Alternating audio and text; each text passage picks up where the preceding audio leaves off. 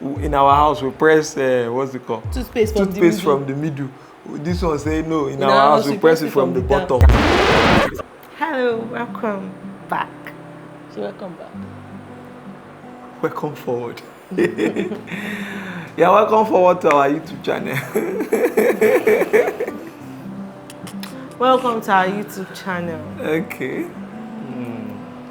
We're glad to have you here again today. And today we want to... And I was planning on how I'm going to say thank you for 100 subscribers. Continue to share and like our videos and share with your friends. But I don't know when to go and subscribe that person. I know you watch this video, go and subscribe back. Why did you unsubscribe? Just that one person, go and subscribe back. No, that one person, don't worry, don't subscribe back. 500 person, come and subscribe. If you have not subscribed, please do well to subscribe. Thank you very much.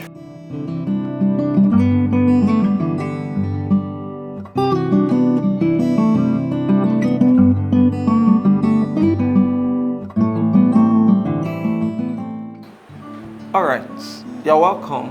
And today we want to mend tables like Son of the Carpenters, just the way J. Mikey used to talk.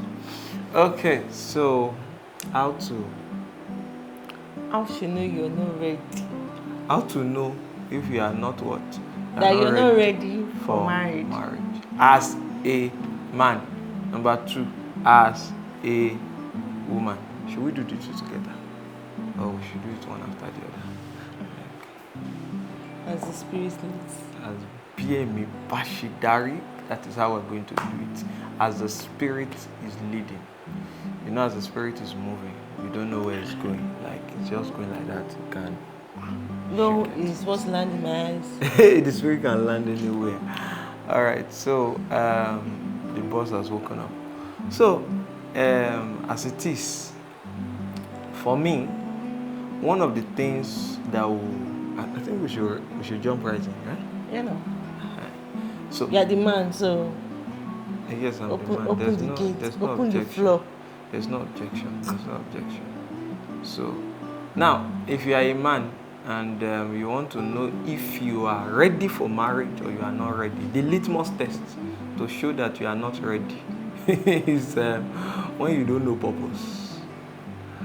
When you have not known the reason why you are here on earth, the reason why you are born, the reason why you exist, the reason for your living, the reason for the job, your career. You don't have a reason. You are just here existing.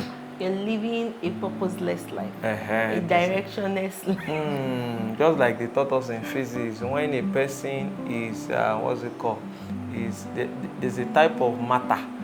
You are just a matter, and you are a scalar quantity. Yes, a quantity, scalar quantity. It has magnitude but no direction. So as long as a person exists, I'm not saying you, but these are things you need to check. You write it down. Number 1, what is my purpose? If you have a purpose, in fact, that one is even enough for you to get married. Yeah, that's for me the biggest of it. So because you see people without purpose, they don't know where they are going in life. Anywhere they just arrive. You imagine you want to go to Lagos from wherever you are, Abuja and anywhere. You just go to the park, you say, I'm traveling. Say, where are you traveling to? In fact, these days, there are different parks for different locations. So you can't just arrive at a place you are not planning to go. You have to plan to go there and go there. So it's very important for you to have a purpose. I don't know, maybe you have 1 or 2 things to say about that purpose, and then you jump to the next issue. Okay, so if as a man you're the head of your home, or you would be the head of your home, you're like the driver of a bus. And when you don't have a compass guiding you, like a purpose or a direction, and you feel that you can just get married, you're going to drive your wife, drive your kids. I hope you wouldn't drive them into the pit. So it is necessary you know where you are going in life, and when you know where you are going in life, It will help you to know who you are taking along with you, who can board your bus.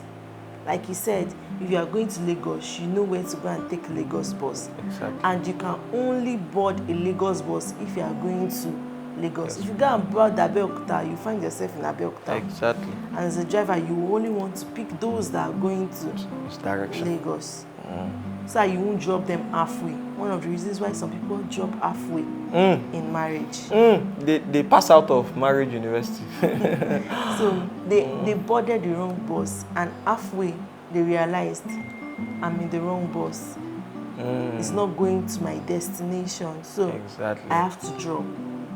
So it's important for you to know where you're going to, so you know the kind of person you're going to carry along with you.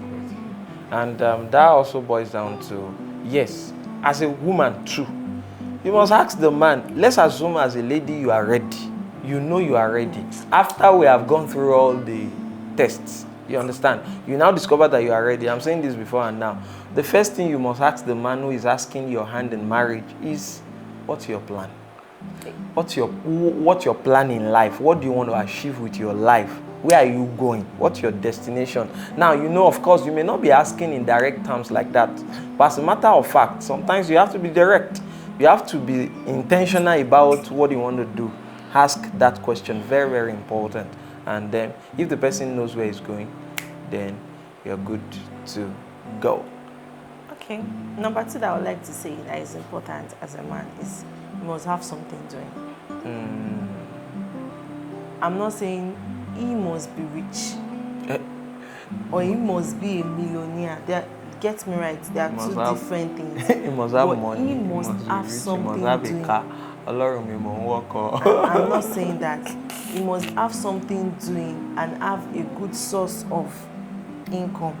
Now, I also believe that your money should be able to take care of 1 or 2 mouths other than yourself. I have that belief. I'm not saying that you should be looking for a multi-millionaire or someone that already has a house or a car. You must have a house, have a car, have a mansion, have a business, conglomerate. That one is not hard. That one is not hard. It's not hard. God, just if you at least that's what you are looking for, go and look for a Yahoo boy. Although there are times that it happens that people get people like that, but one of the reasons why you must know how God speaks to you and what God is saying concerning anyone you are coming across in terms of marriage in life. If he is the right person, check, does he have something doing? He does not have today, does not mean he will not have tomorrow. And does he have a skill? What can he do? Even if he has not gotten a job at the moment. Yes, you know, of course, the day he says, I love you, it's not the day you jump into the marriage. So, does he have a job? Does he have a skill? Can he earn money with it? Can he take care of himself? Wait, does he have a skill is important. Hope he's not lazy. No, I'm being sincere because this generation is different from the generations that are ahead of us, where men are putting all the work and women are sitting at home and taking care of the family. Gradually, we went from that into men and women working and earning for the family. Of recent, we are saying that some men want to be stay-at-home husband, while their wives go to work and also for the family. Women have started being breadwinners. Now, where did you see that one? It's happening where the man is lazy and doesn't want to. Okay, like this area where we are, there are many men who are sitting down with they are learning what we call the aphoristic job. If you know, you know. So the wives are the ones going to market, they are the ones selling meat in the market. You understand what I'm trying to say? Like the wives are the ones fending for the family. And some of these people learning the aphoristic job, they have 2-3 wives. So the two, 3 wives are the one taking care of. The guy is a rich man now. He's a rich man. Because what he would have fended for like 3 wives. plus how many children? So they are very Three division people of now. labor. Division. You get it now. My What God. could have been on his head? My God, wisdom. So, yes, we see where women are breadwinners, but I think you should go by the scripture. Like, And I'm saying that I'm not saying you shouldn't work, but or as a female, of course you should. But what I'm saying is that OP is not lazy. Someone can have a skill and is lazy to put in the work. If he is not lazy and he has a skill, you're good to go. But if he is lazy, my sister, yes, your kiss. run for your life. So, dear brothers, you should not be lazy. Okay, so you must have a skill. That's number 2, Abby. Yeah. Number 3, he must be matured. If you are not matured, you are not ready for marriage. Yes. If you are not mature in your mind, you are not mature in action, you are not just mature generally. You are like baby husband. You are a baby in your mind. You are not ready for marriage. No, you are not ready. Because as a guy, you have to be mature. Like, if things happen, how do you handle situations? Yes, when your wife is pregnant, how do you handle her? What are some of the things you would tell her? What are some of the things you would do? How do you manage your home? That one is even far, the first few days. Now, even when talking about even going into the marriage itself, like the wedding ceremony, if the husband is not mature, you will scatter a lot of things. In fact, you can from engagement scatter the marriage. No wonder some marriages break at the reception. We used to, which kind of fight with that? I've seen the fight that this man says, in our house we press, what's it called? Toothpaste from the middle. This one say no, in our house we press it from the bottom. Wait. That argument is so dumb. For me, it is so dumb. It's so dumb, maybe. When you get there, press your own from the middle. When the other person come, let the person press his own from the down. Why are you giving yourself headache over what is not? Shebi is you are even saying somebody should come press the own. No, buy 2 toothpaste. Go on, Shebi, you have money. Go and buy 2 toothpaste. Let one person be pressing his own from the middle. Bottom, from the middle, and another person from the bottom. So, like, maturity is key. Very, very important, because if you are not matured, you are not ready to go into this union called marriage. In that school, before, as you enter into marriage, they will give you a wedding certificate. That certificate, just like you collect certificate in school, they will say you have passed in character and academics. So they give you for character, they give you for academics. That's why if you commit, no, it's the same thing inside. So having fulfilled the requirement. So one of the requirements is character. They must check that also. That's why if you commit examination malpractice, they will send you to where you came from. So now, in marriage, on your wedding day, they will give you a certificate.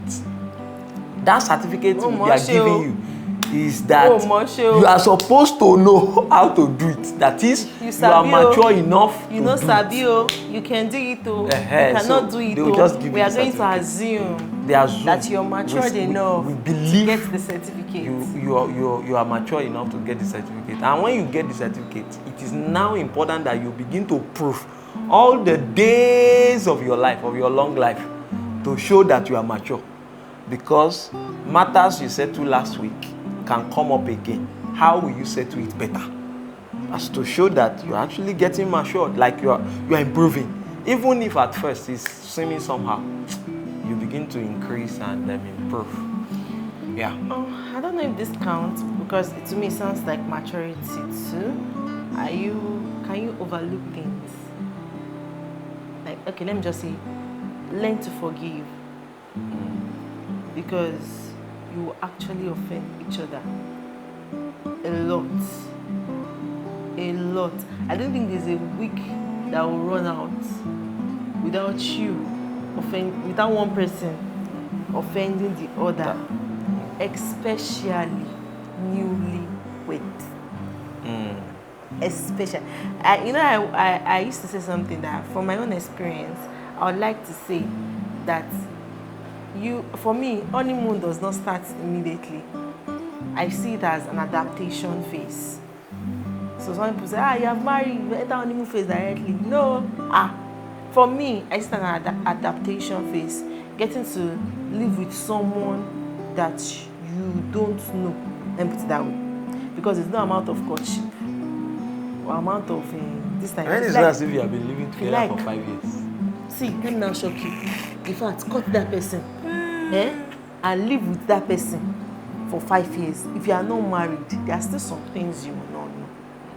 Because one way or the other, we try to cover up some things in the stage of relationship, courtship, and everything. All of us are trying to patch because we're trying to please the other person. But after you've married and you have collected the certificate, there's this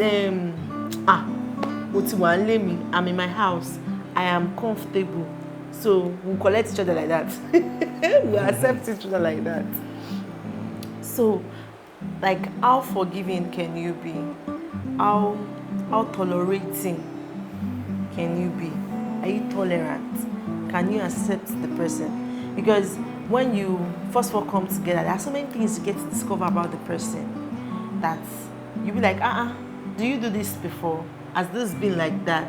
Yes, this person has been like that. And believe me, you're not going to get change. Even in fact, you can't get change the year you marry, the next year you marry, 3 years, 4 years, 5 years. There's a probability that you're not going to even get the change at all.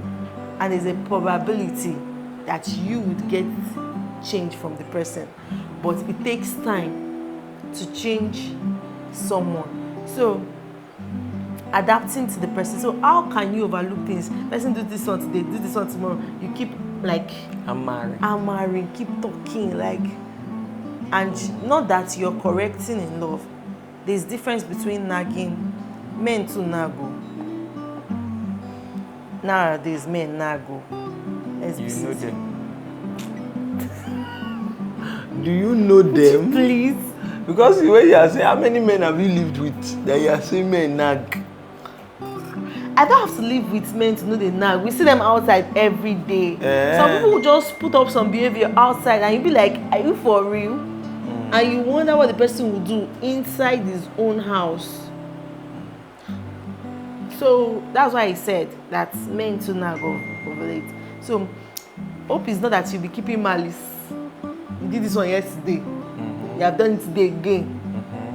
And you go tired. Record of keep record of wrongdoing. You go tired. So you must be forgiving. You must let God help your heart.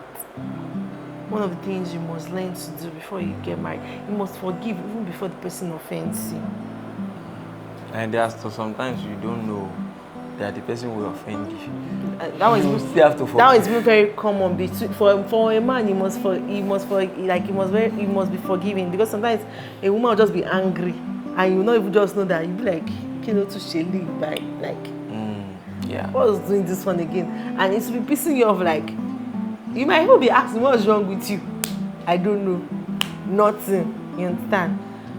Just like they don't used to know. All right, so learn to forgive. Okay, that's number 4 that you mentioned, Abby. Yeah. For me, number 5, you must be ready to love and sacrifice. You must be ready to love and sacrifice. One of the instructions that Jesus was giving to the church and to the husband is that love your wife. Love your wife. If you are not ready to sacrifice, you are not ready to love. Because there are some things. What is love without sacrifice? There are some things you will give up on the basis of love. Like there are some things you will neglect on the basis of love. You will leave your rights. Just hold on. You will leave your rights. You will forfeit some of those things, pleasures, like as it is now. There was a day, like you see this kind of thing. I left the house that day. Me, I like pure life, real life experience. I left the house and I went out. No, I guess they have not cooked. So one way or the other, I just have the option of going, the opportunity of going out to go and do something. So I left the house and I went to Chicken Republic and I ate. My dear bread. And I did not go with my wife. I ate like My dear bread. And so I went about my business.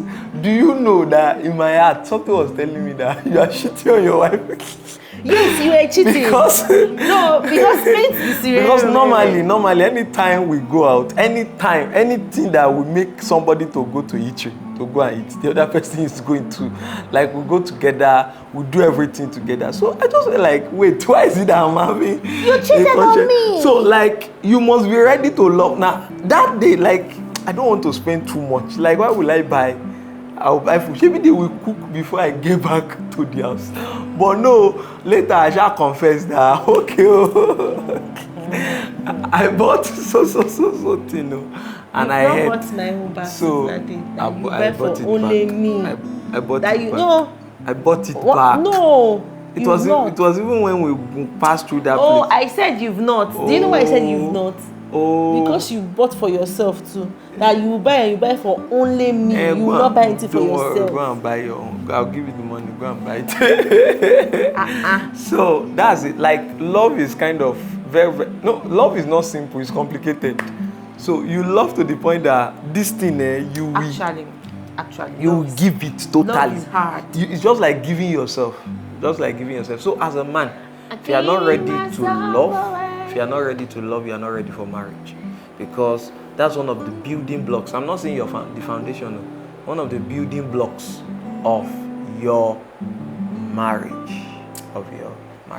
I don't know if you have a number 6. I have a number 7, which you can I don't stop think at. I can't think of any number 6 right now, but I want to add that you can't tell me you love someone without sacrificing.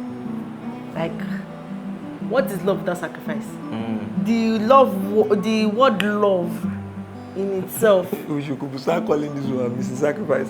Anytime we are talking here, she's always The talking. word love. People wonder why I'm always like hammering. The word love itself means sacrifice. Yeah. Starting from Jesus, because he loved us, he gave us his son. Odidi Omo, is it easy to sacrifice somebody's son? Because God so loved the world that he gave. you know, it's love. Then you are in a marriage. You think it's easy to wake up early, to do some running. As a man, you go to work, you hustle. You're not hustling because only you want to eat. Exactly, because if it's only me, I will not be hustling. Because if it's only you, there's a level of hustle that you hustle and you sit and say, this money safe, it's enough already. But when you have 2 or 3 mouths that you want to feed, you will also. You now have younger sisters and younger brothers that are doing the amount like kalo. So you just have to hustle. So, and as a woman too, you will sacrifice everything, even your life self. Sacrificial lamb. So yes, that's it for men. Very important that you love and sacrifice. If you are not ready to part away with some of your ego, don't go into marriage. Now, so let me put the final one as okay, you did not mention number 6, have you? Okay. For me, the number 6 will be like that. You must be humble enough. Humility. There's what we call men's ego. Don't worry, I'm still going to number 7. That one I just hold it for the last one. Now, ego, we have it. It's plenty, because that is how God created men, to have this egoistic behavior, the bossy attitude, the being a man. I'm a man. I am the one. I'm a man. You understand? Because some people cannot keep up with the issue of being a man, they decided to go and hide the front and the back. You know those I'm talking about. But in any ways, that is let's continue what we're talking about.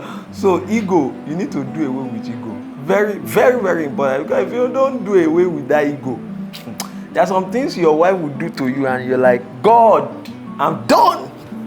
Understand? Like you say, and so because that your ego, like you can't beg your wife. Your marriage cannot stand one week. Ego will not allow you to beg your wife. Oh, they play. Just sit down you there. You go beg tire. You will beg for what you did not You know. will beg for what you did not what do. You are not the offender. You understand? Yes, you are not the offender, but you will beg. I'm serious. For peace to reign, because that's how they will be carrying face. Angu 90, Angu 100, Angu 120. They will not give you any Angu 30 at all. You understand? It's only corner they will be looking at, and the face will be looking ferocious. You know, it's like, Ejo, kilo to shele, kilo. So you have to bring down your, like, just come down to your low estate and calm down. Because if you don't calm down, it's going to be a serious issue. So it's important that you put down your ego, pull off that cloth of ego, so that you can enjoy your marriage. Number 7 that I have. Okay. Number 7 is you need wisdom. Wisdom. If you are not wise, you are a baby. This one is different from maturity. Wisdom is needed. Marriage is not for boys and girls. Marriage is for men and women. Let me continue. Okay. Mind you, you can be 40 and be a boy. Yes. You can be 57 and be a boy. And you can be 28 and be a man. Wisdom. And what differentiates a man from a boy is wisdom. You understand? Wisdom. The Bible says, woe unto that city whose king is a child, and the princes rise up early to eat in the morning. That's from the Holy Book. Now, that is to say that we're not talking about literal food. You understand? We're talking about the fact that you cannot tame your appetite. You are not disciplined enough to understand that if I do this, it will land me into trouble. You are not wise enough to take care and hold your family together. If you are not wise, you will pull it down. You will scatter it.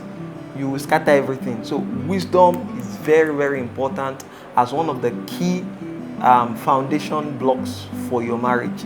If a man is not wise, he is a boy, and he should not be permitted to get married.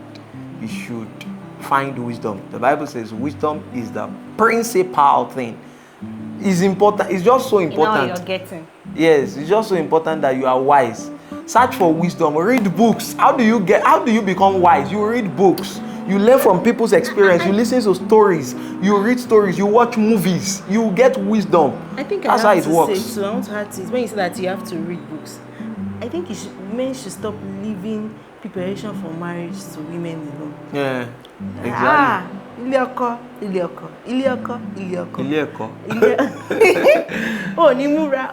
We've seen women reading. You see people advising women, read. Prepare. What a man. And so you now come to a place where the woman is like this. The boy she's getting married to is like this. When it comes to wisdom and knowledge, the two of them are far apart. The woman understands so well, but the man does not know nada. At the end of the day, the man will end up giving the woman problem. More work to do. You now see women, they are the one advising, they are the one telling the husband what to do. Unfortunately enough, the man will now have ego without wisdom. You will now scatter everything. You don't know anything. You are still proud. So it's important wisdom you also, as a man, prepare for marriage. Don't say it's only women that read books for marriage. Men too. Please do read books for marriage. Read books for marriage. You do need it. Read books for marriage. Me, I read books, so if I go and pack all the books I read there, you will wonder. So very important. Read books and get to know. Read books and pass myself. Something like that. So you need to get to know some things. You want to lead a woman. You know, women are wise. They are like wisdom and crafty. They are wise and crafty. So like they have the two. They are like younger sister of Satan. Sorry, Satan is wise now. I feel that comparison is too much. No. Okay, I'm just trying to say women are what? They are wise, very, very wise. So if you are a man, you are not now wise. You are on your own, no, because you just discover that naturally the woman becomes the head of the family. Yes, because she has more wisdom. Imagine when you are now raising your child, the woman is wiser. The children will know that you are a fool. Yeah. Sorry, I'm just Yeah. no, I'm not pointing to anybody. I know. I'm just saying. Like pointing. that's a slap. Because the children, we know, they know, like between the father and the mother, they know who is wise. They know. In fact, they study us more than we study them. Actually, you will notice that they do study. They study. If you see my baby now, there's nothing you are doing. You just sit there. Especially when you are talking, he'll be looking at you like this. He will not bait You the would wonder. You would wonder if he understands what you are saying. What you're saying. So they do study. So imagine that, say, brother and sister, they are talking. Say, oh, daddy, I'm going to be your tube. They say. Seriously, you're already losing your. So that's where you now see where mommy say, don't do that. You say, they will mellow. Daddy say, don't do that. So because you are not leading, you lead by wisdom. You lead by wisdom and knowledge. You lead with ego. Ego does not lead. All those it will not. You just scatter everything. It will not. You just have to. Everyone will just be rebellious. Both your wife, both your children. Everybody will be rebellious everywhere. Rebellious. So it's important to be wise. So one of those ways I've mentioned is to read books and then understand some of those things about life generally. Understand women, because there are so many things that is going on in your life. You know the book they say we should read about women is like this. That's part 1 alone, and it's part 1 to 25. This part 1 alone. Because their emotions are not even understandable. Their hormones in a month is going like this. The hormones are just going up and coming down. When situations are not stagnant, like when you cannot forecast the future, you need wisdom to navigate your way around it. But if you can forecast the future, you need knowledge. If you can forecast the future, you need knowledge. But if you cannot, you need wisdom. Very important. Understanding and knowing to do the right thing at the right time. So, and with this, if you have checked all these and you think you passed all these checklists and you found the right person, and you have God gotten has the right spoken person to you, you are sure that God is leading you somewhere, then you are ready. Just the way you have been led over time, and you think you're good to go, please go ahead. Go and speak to Invite us for your wedding, please. Go and speak to that lady. I like to eat jollof rice. Thank you. Go and speak to that lady. If you are listening to me right now, I mean those of you that are listening to me right now, if that boy is very wise, his head is correct. Just collect the ring. What if she's not ready? And get ready. Let's go. What if she's not ready? Let's go. I don't know. Why would she not be ready? So that's it. Invite us. She will come and represent me. She will bring money along. Which one not she collect will money. come? All right. So, thank you very much for watching today's episode. We're happy to have you, and we believe you have gained one or two things from this short discourse and podcast. We'll be talking about the things you need to know as a woman. The things you need to how check. To know you're not ready as okay, a woman. how to know you're not ready, Abby? Yeah, as a woman. Those things you need to check in your life as a woman. In the next episode. So if you are expecting that, write in the comment section. I can't wait. Like, subscribe, comment, and share. If you are a guy, you know you are ready already. You are ready already. Write it in the comment section. I am ready. Just write it there. I am ready. If you find one of your bone, Sharon. You can find your bomb. Anywhere. All right, thank you very much for joining us today. We're happy to see you here. We hope that you will like, comment, and subscribe. Very important. Subscribe. And share this with someone in your, circle. It's important. Thank you very much. We'll see you again in the next episode. Peace out.